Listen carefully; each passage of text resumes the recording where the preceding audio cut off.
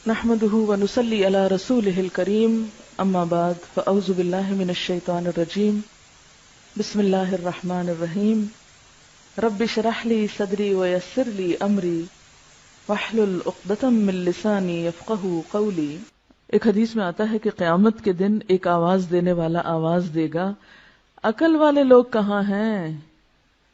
عقل والے کہاں ہیں؟ لوگ پوچھیں گے کہ عقل والے کون ہیں؟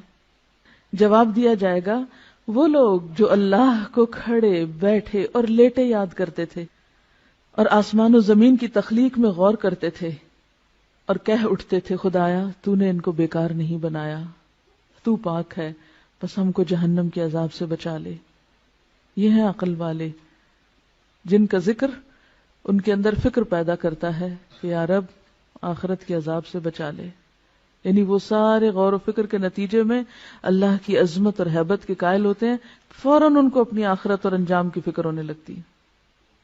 حضرت ابو ہریرہ رسول اللہ صلی اللہ علیہ وسلم سے روایت کرتے ہیں، ایک شخص چھت پہ لیٹا ہوا تھا، آسمان اور ستاروں کو دیکھ رہا تھا۔ دیکھتے دیکھتے اس کے دل پر اللہ کی ایسی ہیبت آئی، ایسا عظمت کا احساس ہوا کہ بولا خدا کی قسم مجھے یقین ہے کہ تمہارا پیدا کرنے والا کوئی ہے، تم خود نہیں بنے۔ یعنی ستاروں کو دیکھ کے وہ کہتا ہے اے اللہ تو مجھے بخش دے، تو جو بھی ہے تو مجھے بخش دے۔ اسے کوئی پتہ نہیں کہ پیغمبر کون ہے، کتاب کیا ہے، کچھ نہیں، وہ صرف نشانیوں کو دیکھ کر اپنے رب کو پہچان رہا ہے، کیونکہ جو واقعی اللہ کی عظمت اور ہیبت اور قدرت اور کمال کو جان لیتا ہے نا، تو اس کے دل میں پہلا خیال یہ ہے کہ اللہ پھر تو مجھے بخش دے، مجھے معاف کر دینا، میں بہت چھوٹی چیز ہوں، بہت گناہ گار ہوں۔ جب کوئی اللہ کی قدرتوں کو دیکھتا ہے تو اس کو اپنی کوتاہیاں یاد آتی ہیں نا، اپنا آپ حقیر نظر آتا ہے، اور جو اللہ کی قدرتیں نہیں دیکھتا اس کو اپنی ہی بڑائیاں اور اپنے ہی آرٹ اور اپنی ہی ذہانتیں اور اپنے ہی کمالات پھر اس کی نگاہوں میں سمائے رہتے ہیں، میں یہ بھی ہوں اور میں وہ بھی ہوں اور میں ایسا بھی ہوں اور میں ویسا بھی۔ یہ سارے تکبر نتیجہ ہے اس بات کا کہ ہم نے اپنے رب کو نہیں پایا، پھر سارا وقت دھیان اپنی ہی تعریفوں اور اپنے ہی کمالات کی طرف لگا رہتا ہے۔ تو اس میں ایک اور بات یہ بھی پتہ چلتی ہے کہ تنہائی میں یاد کرنا رب کو اور اپنے انداز میں یاد کرنا اور واقعی یاد کرنا، کسی رٹے رٹائے جملے کی شکل میں نہیں یا کسی بنے بنائے سانچے کے طریقے پر نہیں، بلکہ حقیقی معنوں میں رب کو یاد کرنا۔ اسی لیے ایک حدیث میں آتا ہے کہ جو شخص تنہائی میں اللہ کو یاد کرے وہ ایسا ہے جیسے اکیلا کفار کے مقابلے میں چل دیا ہو۔ جو شخص تنہائی میں رب کو یاد کرے وہ ایسا ہے جیسے اکیلے ہی یعنی دشمنوں سے لڑنے کے لیے چل پڑا ہو، یعنی اس کا مقام اجر و ثواب کے اعتبار سے اتنا بڑا ہے۔ ایک اور حدیث میں آتا ہے 7 آدمی وہ ہیں جن کو اللہ تعالی قیامت کے دن اپنے عرش کے سائے میں جگہ دے گا، جس دن اس کے سائے کے سوا کوئی سایہ نہ ہوگا، کوئی سایہ نہ ہوگا۔ اور ان میں سے ایک شخص کون ہوگا؟ جو تنہائی میں اللہ کو یاد کرے اور اس کی آنکھوں سے آنسو بہ پڑے، کوئی نہیں ہے اس کے پاس، اکیلا ہے، وہ اپنے رب کو اس طرح پہچانتا ہے، اپنے رب سے اتنا قریب محسوس کرتا ہے کہ اپنی کوتاہیوں پہ نظر پڑتے ہی رو پڑتا ہے، یا اللہ میں گناہ گار ہوں، پاک تو صرف تو ہے، ہر عیب اور ہر خطا اور ہر کمزوری سے پاک صرف تیری ذات ہے، مجھ میں تو بہت غلطیاں ہیں، تو مجھے معاف کر دے۔ اسی لیے ایک اور حدیث میں آتا ہے، حضرت عائشہ رضی اللہ تعالی عنہا فرماتی ہیں نبی صلی اللہ علیہ وسلم نے فرمایا اللہ کی وہ مخفی یاد جس کو فرشتے بھی نہ سن سکے، یعنی اتنی گہرائی میں اللہ کی یاد اور اللہ کی طلب کہ جس کو فرشتے بھی نہ سن سکیں، اس کا ثواب 70 درجہ زیادہ ہے۔ ٹھیک ہے زبان سے بھی ذکر کرنا چاہیے، بلند آواز سے بھی کرنا چاہیے، لیکن تنہائی میں جب کوئی نہ ہو، صرف آپ ہوں اور آپ کا رب ہو، اور واقعی پھر دل کے پورے تاثر کے ساتھ یاد کر کے روئیں، وہ چیز ہر ریاکاری سے پاک ہوتی ہے، ہر دکھاوے سے، کیونکہ اس میں آپ دیکھیں آپ اتنے قریب ہیں نا، آپ دل ہی دل میں سرگوشیاں کر رہے ہیں اپنے رب سے۔ عموماً آپ نے دیکھا ہوگا بچہ دوڑا آتا ہے آ کے ماں کے کان میں بات کرتا ہے، بہن بھائیوں کو بھی نہیں بتانا چاہتا، باپ کو بھی نہیں بتانا چاہتا، کبھی آپ نے دیکھا ہوگا چھوٹے بچوں کو صرف ماں کے کان میں. اب بھی کبھی میری بیٹے سے چھوٹے سے بات ہو نا تو وہ فون پر بھی سرگوشی شروع کر دیتا ہے. مجھے اتنا پیار آتا ہے نا کہ کچھ چیزیں ہوتی ہیں وہ صرف ماں سے شیئر کی جاتی ہیں. تو اللہ تو 70 ماؤں سے بڑھ کے پیار کرنے والا ہے. ہم کیوں نہیں اس سے سرگوشیاں کرتے؟ کیونکہ سرگوشی انسان کس سے کرتا ہے؟ جس سے سب سے زیادہ محبت ہوتی. تو دل چاہتا ہے نا انسان اس کے کان میں آہستہ آہستہ باتیں کرے جو کسی کو پتہ نہ چلے. تو جنہیں اللہ سے شدید محبت ہوتی ہے وہ اللہ سے بھی اسی طرح چپکے چپکے دل میں بھی پکارتے ہیں اس کو اور سرگوشیاں کرتے رہتے ہیں. اور پھر جب وہ ڈوبتے ہیں اندر تو واقعی ان کے منہ سے ایسے کلمات والہانہ انداز میں نکل جاتے ہیں کہ جس میں اللہ کی بے پناہ حمد ہو. عبادہ بن صامت نے آپ سے روایت کیا ہے رسول اللہ صلی اللہ علیہ وسلم سے کہ بہترین ذکر خاموش ذکر ہے، یعنی جس میں اللہ کی یاد ہے اور غور و فکر بھی اللہ کی تخلیق پر ہو رہا ہے. اور بہترین رزق وہ ہے جو کافی ہو، کفایت کرے. ایک حدیث کے مطابق آپ نے فرمایا اللہ کو ذکر خامل سے یاد کیا کرو. پوچھا کہ ذکر خامل کیا ہے؟ فرمایا مخفی یاد، ایسی یاد جو سب سے چھپی ہوئی ہے.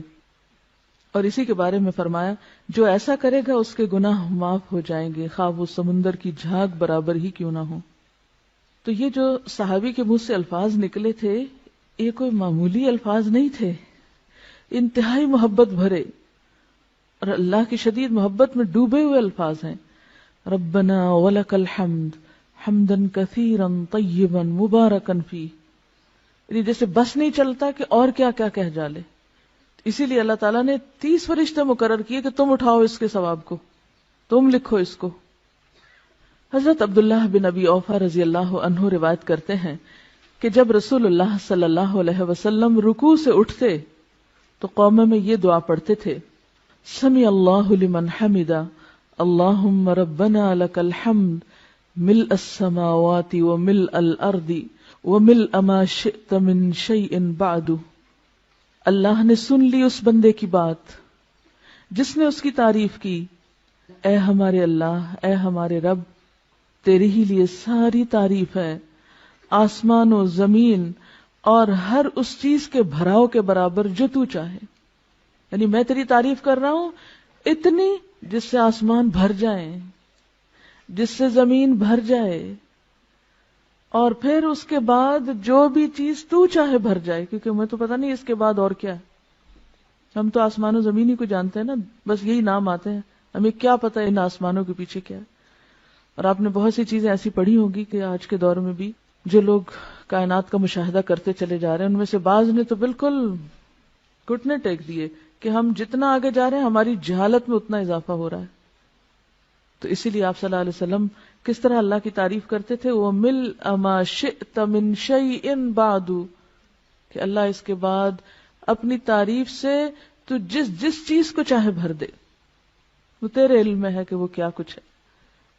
حضرت ابو سعید خدری رضی اللہ عنہ فرماتے ہیں کہ رسول اللہ صلی اللہ علیہ وسلم جب اپنا سر رکوع سے اٹھاتے تو یہ دعا پڑھتے تھے ربنا لک الحمد ملء السماوات والارض وملء ما شئت من شيء بعد اهل الثناء والمجد احق ما قال العبد وكلنا لك عبد اللهم لا مانع لما اعطيت ولا معطي لما منعت ولا ينفع ذا الجد منك الجد.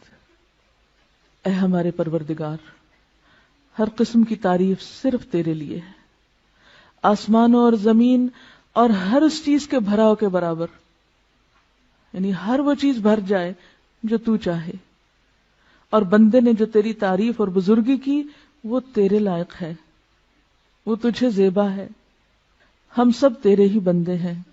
اے اللہ، کوئی روکنے والا نہیں اس چیز کو جو تو نے دی، اور کوئی دینے والا نہیں اس چیز کو جو تو نے روک دی. اور دولت مند کو دولت مندی تیرے عذاب سے نہیں بچا سکتی.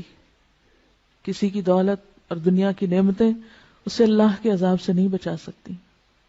اللہ کو کسی کی دولت کی کوئی پرواہ نہیں. کس قدر خوبصورت الفاظ ہیں تعریف کے یہ، لیکن ہم اپنی لا علمی کی وجہ سے ان سے محروم ہیں. مجھے بھی تھوڑا ہی عرصہ پہلے یہاں 2 سال پہلے رمضان گزارنے کا اتفاق ہوا حرم میں، تو جو رات کے پچھلے پہر کی نماز ہوتی تھی اس میں دیکھتی تھی کہ رکوع پہ جاتے ہیں تو اٹھنے کا نام نہیں لیتے، سجدے میں جاتے ہیں تو دم گھٹنے لگتا، جان نکلنے لگتی، وہ سجدے سے سر نہ اٹھاتے، قومے میں کھڑے ہوتے تو دوبارہ لگتا بھول گئے ہیں نیچے جانا. تو میں کہتی تھی اتنا کیا پڑھتے ہیں. اس کے بعد مجھے تجسس ہوا اور یہ دعائیں پھر میں نے یاد کی. زندگی ایسے ہی گزر گئی، توجہ ہی نہیں کی اس طرف. ٹھیک ہے فرض نمازوں میں یہ سب کچھ، اور خصوصاً جب لوگوں کو نماز پڑھائی جا رہی ہو اس وقت یہ سب کچھ نہیں ہو سکتا اور نہ کرنا بھی چاہیے، کیونکہ یہ تو تنہائی میں نفل نماز میں اللہ کے ساتھ الگ ہو کر یا آخری رات کی نماز میں یہ راز و نیاز ہو سکتے ہیں. سبحانک اللہم و بحمدک اشہد ان لا الہ الا انت استغفرک و اتوب الیک. السلام علیکم و رحمۃ اللہ وبرکاتہ.